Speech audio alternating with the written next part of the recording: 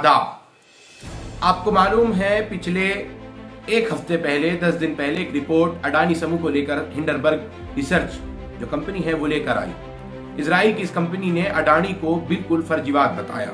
उसने साफ तौर पर कहा कि अडानी पर जो कुछ दिखावा कर रहे हैं अडानी उतना कुछ भी नहीं है और ये कंपनी बिल्कुल अडानी जो है वो कहीं ना कहीं बहुत झूठे हैं। लेकिन इस रिपोर्ट के आते ही शेयर मार्केट में इतना बड़ा हंगामा मच गया कि पिछले 10 दिनों में 18 लाख करोड़ रुपए का साम्राज्य घटकर सिर्फ 8 लाख करोड़ रुपए का साम्राज्य रह गया है। यानी कि अगर माने तो 60% अराउंड जो है वो अडानी का साम्राज्य पूरी तरह से धाराशायी हो चुका है। ये वही अडानी है जिसको हिंदुस्तान की सरकार ने तमाम रेलवे के स्टेशन और तमाम एयरपोर्ट बेचने का काम किया है, बड़े बड़े ठेके देने का काम अडानी समूह को किया है। अब अडानी समूह पूरी तरह से बर्बादी की कगार पर आ चुका है। पिछले 10 दिनों में अडानी समूह की 60% जो उनकी पैसा है, रकम है, वो डूब चुकी है। अडानी समूह एक ऐसा समूह जो हिंदुस्तान में ही नहीं बल्कि एशिया में और दुनिया के टॉप 3 मालदारों की लिस्ट में अडानी जो है वो आ रहे थे।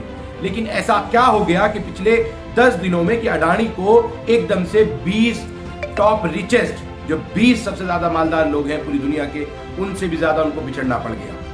माना जाए तो अडानी की कुल जो रकम थी वो 150 देशों की जीडीपी से भी ज्यादा थी, लेकिन मात्र 10 दिन के अंदर वो घटकर उन 150 देशों से क्या अब अडानी जो है वो दुनिया के 20 मालदारों की लिस्ट से भी बाहर हो गए हैं। अंदाजा लगाइए कितना बड़ा ये रिसर्च है। कुछ लोग अभी भी कह रहे हैं कि अडानी को लेकर ये जो खुलासा किया गया है ये एक साजिश है।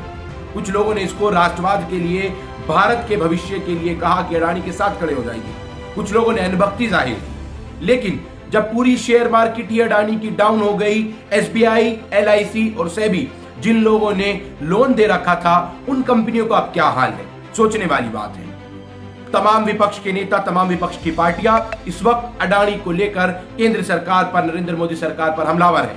लेकिन सदन को आज तक के लिए स्थगित किया गया था, लेकिन आज भी सदन की कार्यवाही नहीं हो पाई क्योंकि तमाम पार्टियां, राजनीतिक पार्टियां अडानी पर चर्चा करने की बात कर रही हैं।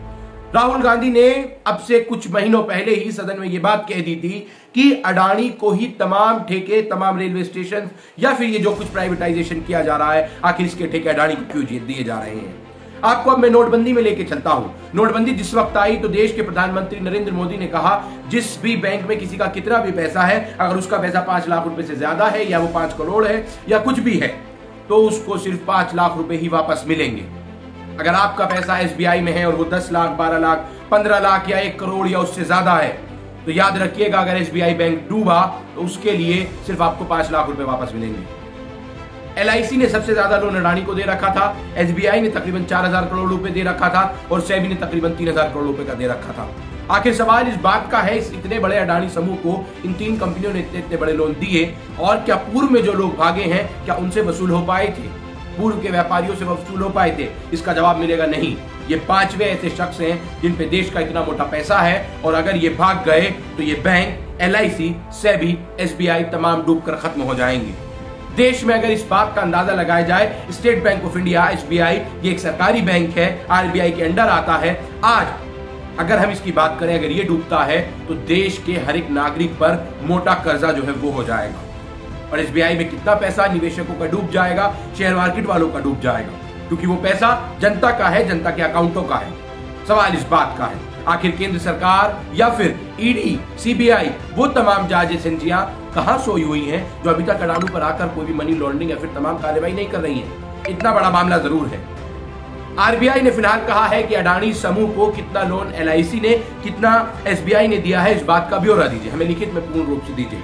अब सवाल इस बात का है क्या ये महज एक औपचारिकता पूरी की जा रही है या फिर केंद्र सरकार की ओर से अभी भी कोई भी अडानी को लेकर बयान नहीं आ रहा है या फिर संसद में केंद्र सरकार अडानी को लेकर क्यों भाग रही है? इसका जवाब एक ही है, अडानी को लेकर पहले से ही मोदी की मित्रता और सबसे करीबी मित्र कहा जाता था और अडानी एक ऐसे शख्स हैं जिनको पिछले 7-8 सालों में उनकी संपत्ति, उनकी जो कंपनी है अडानी ग्रुप जो है वो इतना ग्रोथ कर लेता है कि वो देश के तीसरे सबसे, देश के नहीं बल्कि माफ कीजिएगा दुनिया के तीसरे सबसे मालदार व्यक्ति बन जाते हैं।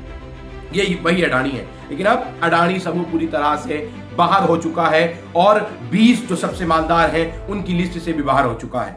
सवाल इस बात का है, क्या सरकार को पहले से मालूम था कि अडानी के साथ ये कुछ होने वाला है, या फिर ये घपला, ये घोटाला सरकार की नॉलेज में था? और देश के प्रधानमंत्री नरेंद्र मोदी ने क्यों ये वाली बात कही थी कि सिर्फ 5 लाख रुपए की ही रकम वापस मिलेगी? सवाल इस बात का भी बनता है, देश की जनता का पैसा, क्या SBI LIC का पैसा डूबने जा रहा है? देश की जनता का पैसा डूबने जा रहा है। कुछ लोग ये दावा कर रहे हैं कि अगर इसी तरह का रहा तो देश में भूचाल मच जाएगा, अगर अडानी के शेयर इसी तरह से गिरते रहे। अडानी का सिर्फ नाम आया, बाबा रामदेव के शेयर भी 23% गिरकर ध्वस्त हो गए।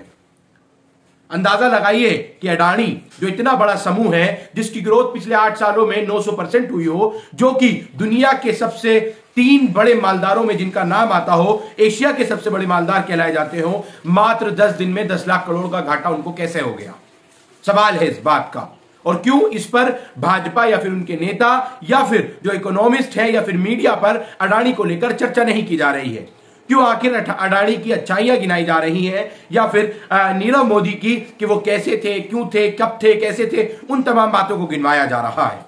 क्या देश की सरकार अडानी समूह को बचाने का काम कर रही है? जी हां, यही बात विपक्ष कह रहा है, सदन के बाहर भी और सदन के अंदर भी। आज देश भर में कांग्रेस ने और कल आम आदमी पार्टी और तमाम अन्य राज्यों में इस बात को लेकर प्रदर्शन अलग अलग राजनीतिक पार्टियां अलग अलग तौर पर कर रही हैं। आज कांग्रेस पार्टी के ब्लॉक, जिला, विधानसभा लेवल पर तमाम जगहों पर प्रदर्शन देखने को मिले,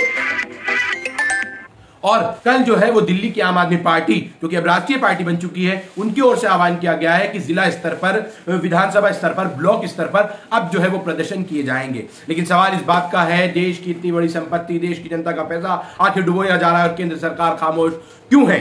क्या नरेंद्र मोदी सरकार को इस बात पर जवाब नहीं देना चाहिए?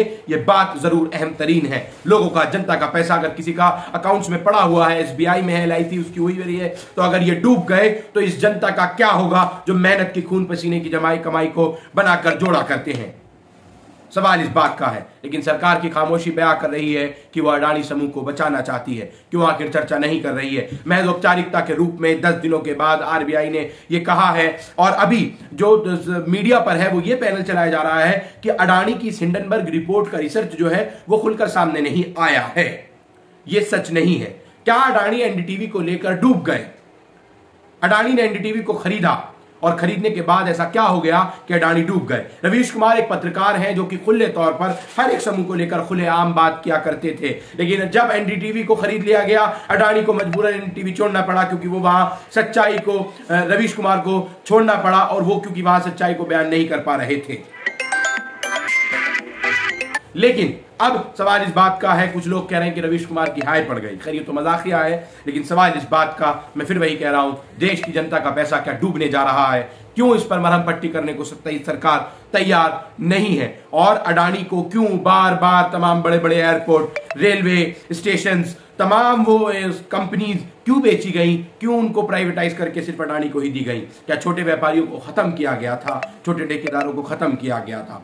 मैं आपको जरूर दिखाने की कोशिश करूंगा। स्क्रीन पर देखिए, ये जो सर्कल देख रहे हैं, ये तमाम चीजें अडानी कितनी, कोई ऐसा ग्रुप नहीं है जहां पर अडानी की हिस्सेदारी ना हो, चाहे वो मीडिया चैनल्स की बात हो, बिल्डिंग्स बनाने की बात हो, या फिर शेयर मार्केट हो, गोल्ड मार्केट हो, तमाम जगहों पर अब अडानी का कब्जा आपको नजर आएगा। लेकिन क्यों भारत सरकार इस पर खामोश है? सबसे बड़ा सवाल है। आप तमाम लोग इस खबर के लिए मेरे साथ जुड़े, बेहद शुक्रिया। हम आपके बीच में लगातार इसी तरह से लाते रहेंगे खबरों की खबरें। शुक्रिया team the where point news.